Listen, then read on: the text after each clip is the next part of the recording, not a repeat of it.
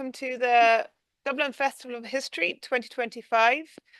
Tonight, or this evening, we're very lucky to have Jawhar Sircar here to talk about getting our act together, unity between Irish and Indian radicals. So this will explore the common revolutionary sentiments in Ireland and India in their struggle against British occupation. So if you have any questions at the end of the talk or throughout them, I think the best thing is to put them in the chat, and then I will work through them at the end. And you're all very welcome, and thank you very much, Jawhar, and I'll hand over to you. Thank you. Good afternoon. I guess it's afternoon there. Good afternoon, friends. We are on a rather unexplored subject, a subject that neither Indians nor Irish talk too much about, and that is a very critical one. I am speaking about the relations between the radicals or the revolutionaries on both sides and the contacts that they had established over a fairly long period of time. Ireland and India had both suffered English domination. We suffered it much longer because we were too far away, and you got out earlier. But then, in the critical years, there have been a lot of interaction, if I may put it, between Irish revolutionaries, Irish radicals, and Indian revolutionaries. Now, most people tend to think that just because Gandhi is held responsible for India's freedom, and he chose non-violence, peaceful non-violence. Where do revolutionaries come in? Well, they did matter a lot, as I'll explain. To start with, I will begin with a quote from the first Prime Minister of India, who suffered about 13 years in jail, Jawaharlal Nehru. He said about the Irish, a brave and irrepressible country, and not all the might of the British Empire has been able to crush the spirit or cow it into submission. This is the general view that educated Indians had about the Irish, and still hold them as a very proud people. Now, the interest of the subject has been increasing. The subject of how we had our radicals together has actually been increasing. And I just came across a book being published from Florida. This is Florida, Miami. This is by a lady called Susan Ann Rosencrantz. Rosencrantz doesn't sound either Irish or Indian. She's fully Germanic origin American. And the book has a very catchy title, To Hold the World in Contempt. To Hold the World in Contempt, the British Empire, War, and the Irish and Indian nationalist press. It covers a period from 1899 to 1914. I'll actually begin to cover the next 15 years between 1950 and 1930, which is the most exciting period in both our countries. Well, before that, in 1909, we have a very interesting piece of history where an Indian radical called M.L. Dhingra shot dead political aid to the Secretary of State for India. The Secretary of State for India was actually the Office of Domination, where it was all planned out, where repression was planned out, and he shot dead the political aid there. So there was a hue and cry in England, and instantly we had on our side an Irish lady called Helena Maloney. She was an actress, she was a feminist, a radical editor of Women of Ireland. Now let me try to get the pronunciation correct. the journal was called Woman of Ireland, Barna Erin. Barna Erin. She followed Dhingra's trial till his hanging in July 1909 for the next 4 months. And she said that England shrieks murder just because one man has dared to pay back England in kind for the ruin she has brought upon our people. India, like Ireland, is systematically plundered and oppressed. When its population is inconveniently large, there are state aided famines, and you know about famines, so do we. State aided famines, thousands die of hunger. Indian leaders are deported on charges invented. Ireland, this is what Helena says, should stretch hands of sympathy to help Indians groaning under the same tyranny as ourselves. And we should pray and work that we, like India, may have men and women who are proud to have the honor of laying down their lives for the cause of the country. Now, you'll notice there's a bit of a suicidal streak here. And that is the most interesting part of our relationship where the revolutionaries or the radicals were concerned. They were not afraid to die. They were not afraid to die even when they knew the cause was hopeless or that particular act was hopeless.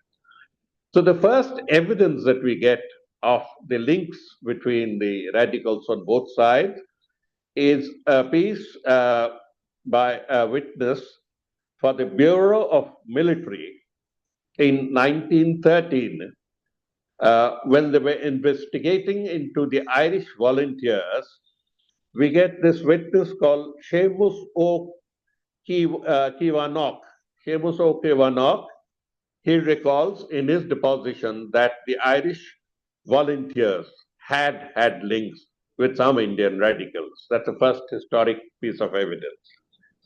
Now, 1913 is a very important year for us because it was this year that Had Dayal was one of our prominent radicals abroad. He began what is known as the Ghadar, Ghadar, Ghadar movement in the United States to mobilize Indians against the British Army. And because there were lots of Indians serving the British Army, and he called them to mutiny. Their newspaper, Ghadar, carried reports of the movement from around the world, and you'd be surprised that these are all preserved. And a large part of the contents of the journal focus on Ireland. Ireland figures quite prominently. And in his meetings with radicals in America, Had Dayal makes it a point to invite Irish revolutionaries. So we have this all on record. Ireland was closer to independence around that time. You got your independence in the next 2 years in 1922. But India was far away from independence and repression was increasing on a yearly basis. India was moving away. This is a stage around 1920 that this is the official narrative that once Gandhi takes over, India starts moving away from wanton violence to a peaceful mass movement. Well, it's largely true, but the fact remains that even if Gandhi led a large mass of humanity to stand up to beatings and not to retaliate, there was a section, a very strong section, I must say, that continued to advocate violence on the side. And this group, though apparently at cross purposes with the mainstream Indian movement, was actually a catalyst because the British were equally scared of them. So I come to the next one that I could call what we call the extremist undercurrent. We have lots of books on this, and people who are interested may just put in a word and I'll send them. We have Kate O'Malley's very famous book, Ireland, India, and the Empire, Indo-Irish Radical Connections. She speaks primarily on Indo-Irish radical connections, but she focuses on certain characters. So it narrows down her aim. We have P. Sainath, the last heroes. He speaks about the Irish radicals as well. Then we have Maclean's A Revolutionary History of Interwar India. We have another book on Ghosh, Gentleman the Terrorist, and we have many others, as we say. Uh, in 1915, the Gada Party that I had spoken about planned a series of uprisings in northern India, especially in the northwest, to be led by Raj Bihari Bose. Bose, and this Bose was noted and tracked by the British because he had tried to assassinate the Viceroy in India, the British Viceroy in India, 1912. He couldn't get his aim through, and he was spreading the propaganda among the Indian army in various places in the northwest.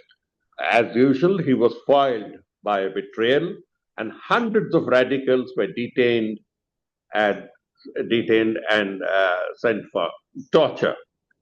This was the time that the Gada Party started. I had mentioned before that the Gada Party was in regular contact with the Irish radicals. They they strengthened their contact at this point of time because this was an explosive period we were going through. The Gada Party actually sent two ships from America for freeing freedom fighters in India. This was known as the Christmas Day Uprising. Sadly, this one failed too.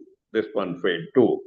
So whenever we romanticize uprisings, remember, failures are much more than success. In 1916, Ireland was hotting up. And the immediate result was that Indian extremists, Indian radicals, were on the receiving end. England clamped down a new law known as the Defence of India Act and the Defence of India Rules. Defence of India rules were completely undemocratic. There was no rule of law, no procedure of law. It was one way and draconian. This was because they were worried not only about India, they were worried about Ireland as well. I refer to the Easter uprising of April 24th, 1916. The actions of those three who were hung, Patrick Pearse, James Connolly, and others who had taken over strategic sites in Dublin and proclaimed the Irish Republic from the General Post Office is a very exciting piece of news for Indian radicals. Repression obviously started.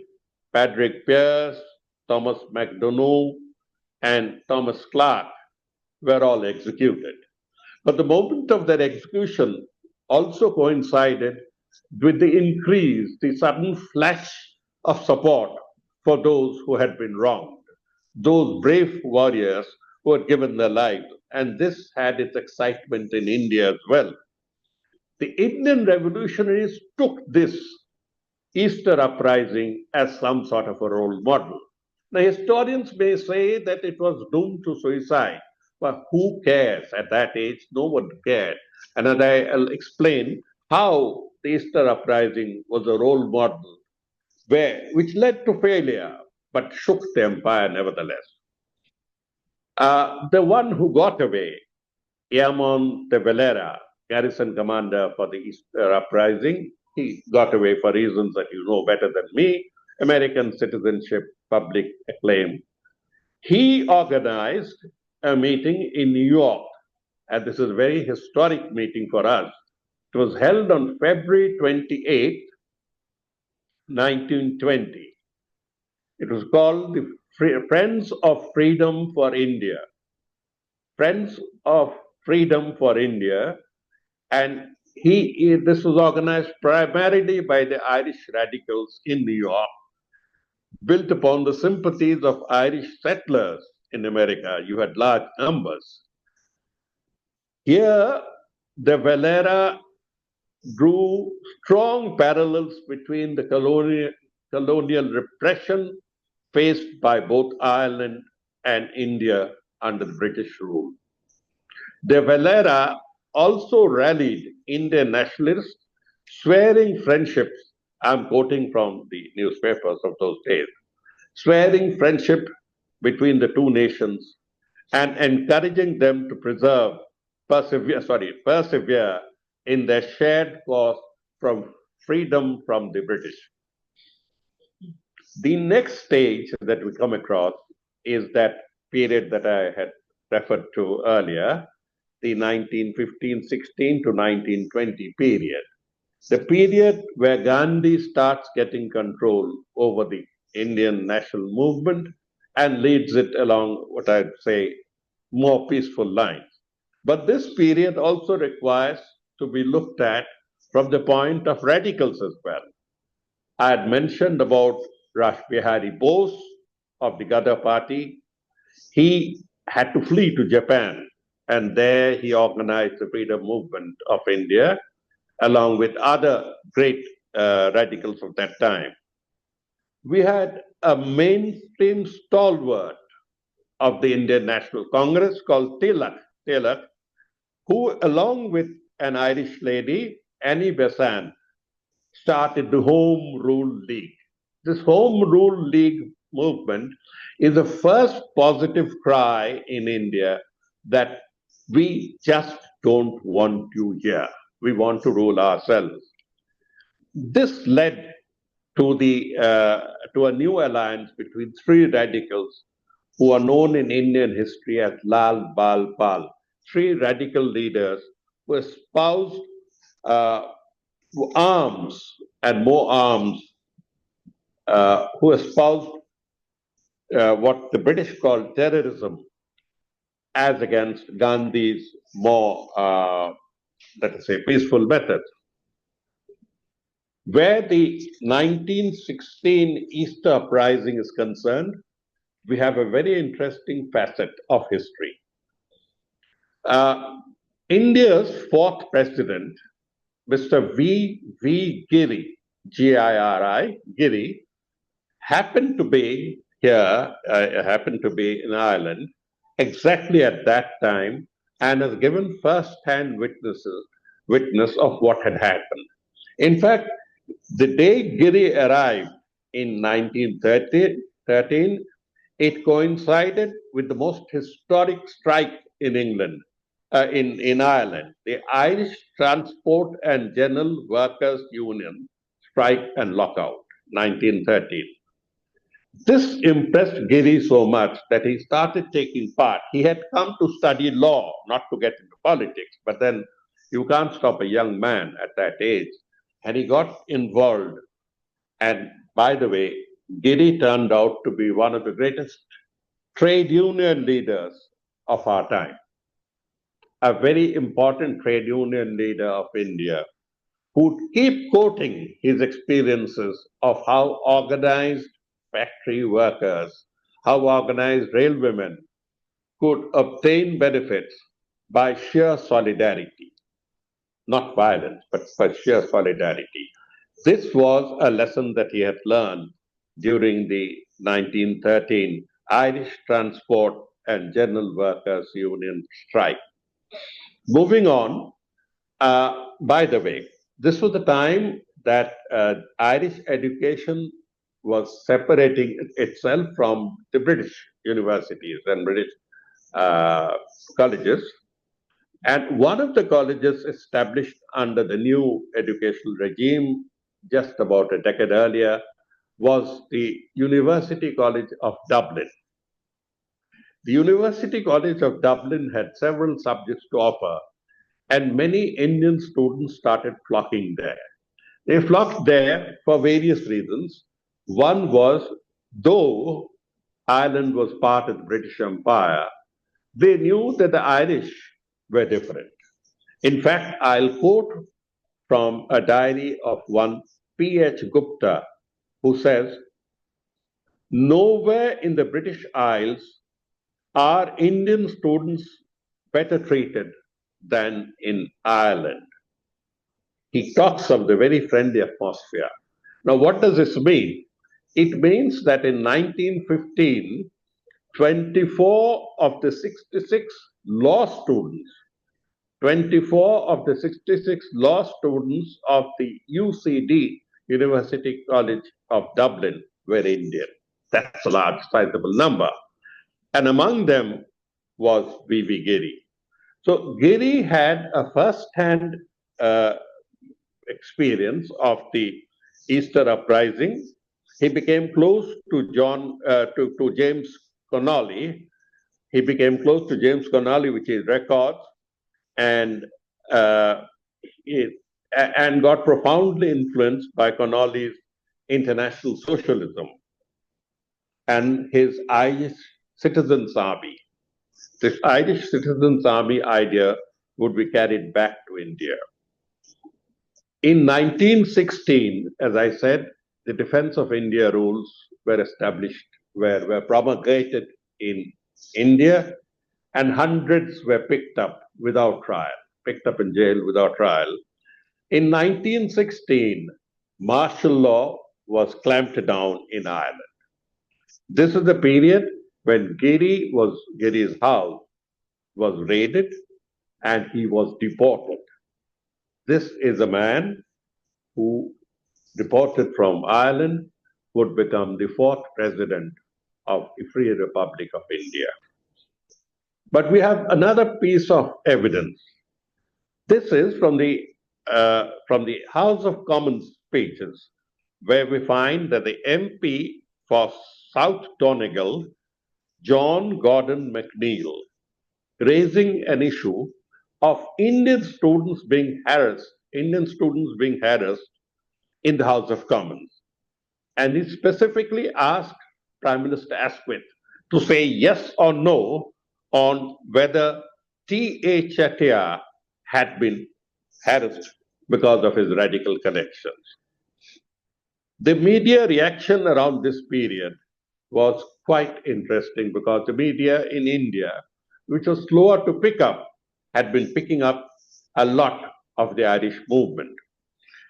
We have a very interesting Cambridge University volume known as the Cambridge Imperial Postcolonial and Postcolonial Studies volume, which is dedicated only to this issue. Its subtitle is Ireland and India, Nationalism, Empire, and Memory. It's worth reading, Nationalism, Empire, and Memory. So the Cambridge University also gets into this act. And from 1916 onwards, you are aware of the history of your country that would lead to finally to escalation of activities, radical activities, and how the British started realizing they couldn't hold it much longer and gave you status in partial status in 1922. This was the period when India went on the boil. This is the period when your people were fighting it out here, when Indians had also picked up, Gandhi or no Gandhi, picked up arms on provocation. As I said, not because they liked it, but on provocation. And let me give you the story of one of the worst provocations one can think of. In 1919, on the 13th of April 1919, was what we call the Spring Festival or the Spring New Year in the Indian state of Punjab. That's in northwest, north of Delhi, near Studable. There were a lot of protests against, as I said, the draconian acts that the British were circulating and clamping down. The Defense of India rules and arbitrary arrest. So one of the most provocative pieces of legislation was what was known as the Rowlatt Act. Rowlatt Act is named after an Englishman. And on the 13th of April 1919, The British police, opened fire in a closed compound, in a compound that was barricaded on all sides with no escape route upon men, women, and children. A bit like what's happening in Gaza. Children weren't spared, women weren't spared. And they called it a radical uprising. Can you imagine women holding babies in arms? And in that firing, about 1,000 people lost their lives. It's not one or two, about 1,000 people lost their lives. The official British figure was 260 or something, but then they didn't account for those who died out of wounds, people who were left without medical care. No one was allowed to get it. Very interestingly, the governor of Punjab, the lieutenant governor, as we called him, was an Irishman. An Irishman who would be very controversial in this entire game. He was Michael O'Dwyer. Michael O'Dwyer, he was the one who authorized a brigadier, Reginald Dyer. Reginald Dyer was an Englishman, to use force if necessary. Now, using force to clamp down prohibitory orders is one thing. But when Reginald Dyer saw that in front of him was what is called a celebratory meeting, a celebratory gathering of men, women, and children celebrating their spring new year, he took it as a technical violation of his prohibitory orders and asked his men to keep firing until they had run out of bullets. This was one of the most horrific incidents in the history of the world freedom struggles. And India, this is the lowest level that the British could sink. Incidentally, they haven't apologized for it, even when we had an Indian as a British Prime Minister. But that's beside the point. Now, there was an immediate uproar. There was an immediate uproar and in Britain and in India. Mercifully, there were still in Britain people who had their conscience. Now, the reaction in Ireland was very instantaneous. Century Ireland and the Irish Times called it in banner headlines an atrocity, a complete atrocity. We didn't have full information that 1,000 had died. We're still talking of about 350 or 60 dead. At that point, the Irish called it an atrocity. And the Valera condemned Dyer. I talked about condemned Dyer as a butcher of Amritsar. The name stuck. It was Valera's name that Dyer went to his grave as a butcher of Amritsar. And in 1920 speeches, he kept on repeating about this incident. Now, the interesting part that we focus on is Michael O'Dwyer. Michael O'Dwyer is a very interesting character because at heart he was from Tipperary County, and at heart he claimed to be an Irish nationalist. But when it came to his duty in India as a British imperialist, he went to the farthest extreme possible, the contradiction that was often there. Despite this, no one forgave him. 21 years after the incident, imagine, 21 years after this incident, a young man who was almost 21 years old, just about the time, caught hold of Michael O'Dwyer in London and shot him dead. Just shot him dead in cold blood. He called it his retribution for the massacre in Amritsar. Now, this was in 1940, and Ireland was free by that time, if you remember. The United Irishmen hailed this assassination of Dwyer and called it a justified retribution for the Amritsar massacre. This was an eye-opener to those who believe in fairness. Uh, it also uh, described him, quote, an Irishman who had sold himself to our national enemy, unquote. This was the strongest words used around that time about O'Dwyer. Now, the mainstream media outlets like the Irish Times reported it as a shocking murder and recalled his role in the atrocities in Punjab. So there was no national weeping for him either in Britain or in Ireland. That's how it all works out. In the next year, while Ireland was still under British, we had an incident that shook both Ireland and India. A regiment called the Connaught Rangers revolted, went on mutiny in June 1920 in India in two places called Jalandhar and Solan, in two places. And what was the reason?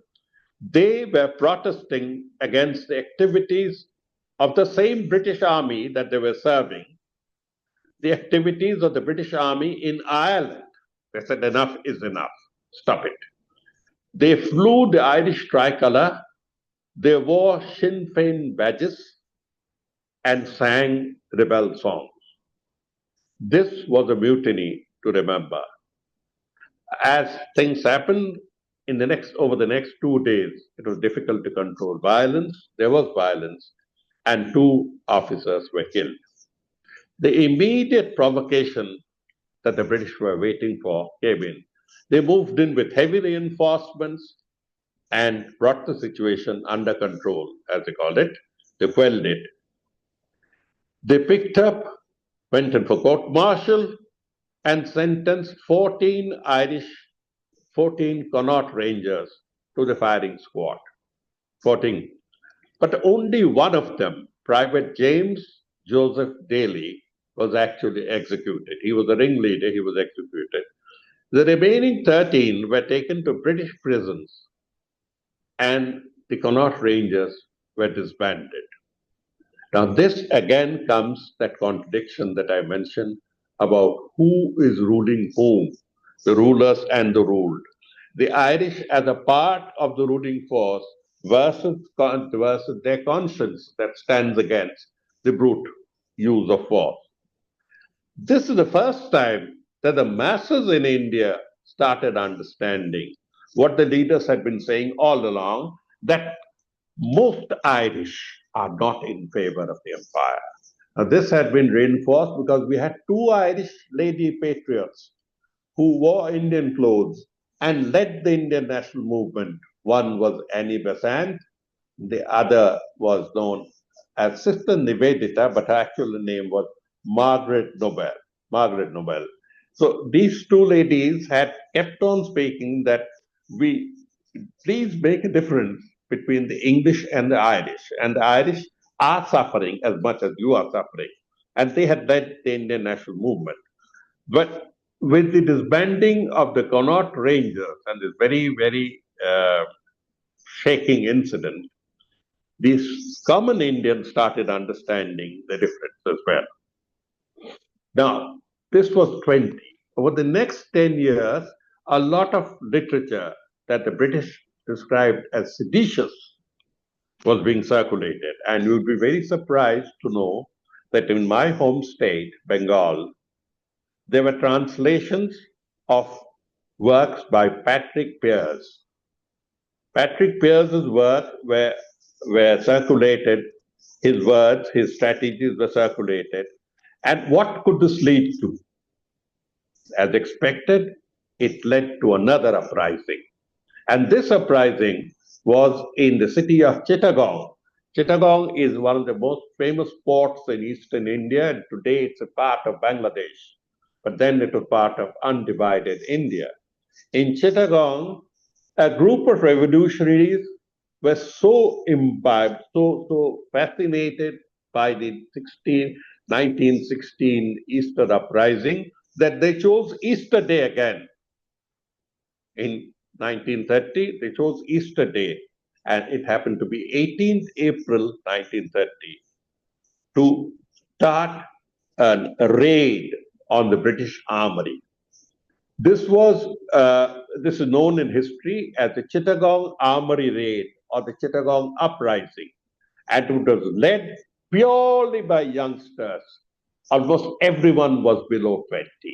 Can you imagine? Led by just one leader who was senior, a teacher called Surya Sen, otherwise known as the Master. The Master led his students, knowing fully well, while he was reading out about the Irish, knowing fully well that if they failed, they would all be shot. They knew it. But as I talked about that suicidal streak, it worked. This young band trained with no arms in the past, broke open the British Armory in Chittagong and stole, looted, grabbed all the rifles they could. But then they were shocked. There was no ammunition. The British had some sense and they kept ammunition in a secret place. So they had guns, but they had no ammunition. This was a terrible shock because they couldn't use those guns. They went on disrupting communications, railway lines, telegraph lines, and others, and declared independence. Do you remember how Irish independence would be declared from the General Post Office in Dublin? Well, here they declared it in Chittagong. They declared independence and they ran for cover to the nearby hills.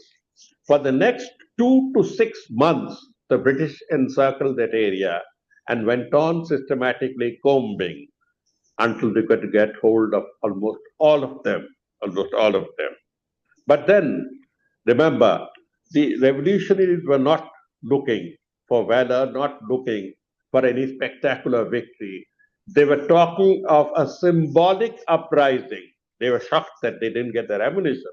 That if every district of India rose up against the British in their manner, the British wouldn't be there. That's all. That's what they were trying to prove. And in this 2 years, the count was 22 British officers were killed and 220 others were killed. There were about 30 to 35 Indians who were killed and many others who were jailed for life, jailed and tortured for life. Well, we move on. In 1932, things simmered down a lot. Ireland had got her independence 10 years ago, and Ireland took the lead to establish what is called the Indian-Irish Independence League.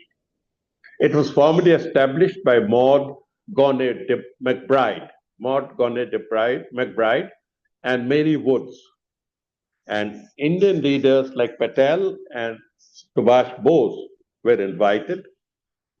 By 1932, the British had realized that this couldn't be kept under covers anymore. The British Imperial Police couldn't go on tracking every radical. And things had started coming out in the open. And Ireland was one of the few countries that stood beside us. So the revolutionaries, the radicals visited Ireland, had open meetings, and Eamon de Valera and Maud Gonne McBride are remembered in India. Then there was another international forum called the League Against Imperialism. This was a bit socialist and there were conflicts within it. But in any case, what is of great interest to us is that in 1927, there was a Brussels conference in which there was one joint resolution passed in this international forum of about 30 countries. This joint declaration was moved by the Irish and the Indian side, condemning British imperial policies. Among the prominent pro-Indian Irish that we remember are Charlotte Despard. She was a suffragist, Sinn Féin supporter, and vocal on India's independence. We remember Sean T. O'Kelly. Sean T. O'Kelly became President of Ireland later. Frank Ryan, socialist and IRA member. There were several secret exchanges that started happening in England, and our radicals were being tailed all the time in London. Our means both yours and ours. This was the time when Savarkar, I was surprised because Savarkar is quite a controversial person. His writings on guerrilla warfare was being circulated by Irish Republicans. One thing that I must mention is one tactics that was undertaken first by an Irishman, Terence MacSwiney. Terence MacSwiney started hunger strike in British jails and he died in 1920. Terence MacSwiney's fast unto death became a model, and you won't believe the number of Indians who died in prison as protest. One of the most famous Indians, the first Indians to follow MacSwiney's, is Jatin Das, who fasted for 63 days and died before no one could do anything about it. His death set India in flames. Media and sympathies, well, we have Irish newspapers. I don't know if they can pronounce it properly. There's one, Anfablacht, and the Irish press regularly covered the Indian radicals as well. We have Indian publications called Young India that praised the Easter uprising and held on to De Valera's words and leadership that publicized the Connaught Rangers mutiny in India. To end this part of my presentation, I've mentioned how we gather a lot of information from British intelligence reports. They kept on saying that the IRA was behind several of the radical movements in India. And they linked the IRA to one of the most important, stirring, emotional radical movements in India that was led by Bhagat Singh. It was called the Hindustan. Hindustan is another word for India. Hindustan Socialist Republic Army Association, Hindustan Socialist Republic Association that went on to train revolutionaries in expertise in explosives, and they tried to assassinate John Saunders, and then they did something unthinkable. They bombed Parliament, the then Parliament, which was called the Central Assembly. This Bhagat Singh and company were hanged to death. But there was so much public fury that the British had a difficult time controlling it. I'll stop here because I've covered about 15 to 16 years between 1915 and 1931. Just the most volatile period when Indian radicals were rearing their heads, first a bit slowly, individual dedicated people who were sacrificing their lives as assassins, as the British called it, but as freedom fighters, where we call them. From there to larger movements where the Indian Parliament or the British Indian Parliament, the Central Assembly, was rocked by bombs in protest. So this has been the impact of the Irish movement on India and how the Indians also supported and gave them back quite a few tactics in return. Till today, we remember that the Irish were not exactly a part of the overall British imperial machine that ruled India. Thank you.